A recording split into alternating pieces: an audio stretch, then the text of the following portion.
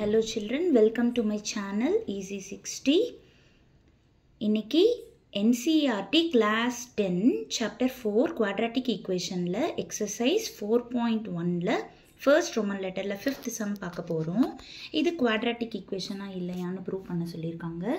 இப்போ இது ரெண்டு பக்கமுமே multiplication formatல இருக்கறனால நம்ம just multiply பண்ண போறோம்.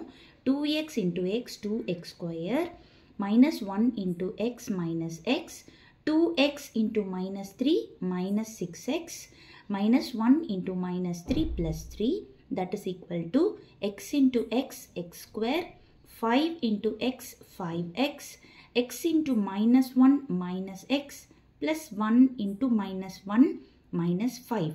இப்போ இங்க simplify பண்ணிக்கலாம் 2x square இது ரெண்டும் add பண்ணோம்னா minus 7x plus 3 equal to x square 5x minus x becomes 4x minus 5.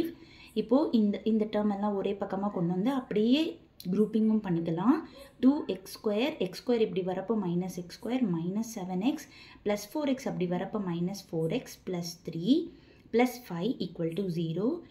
2x square minus 1x square becomes x square minus 7x minus 4x becomes minus 11x 3 plus 5 is equal to 8.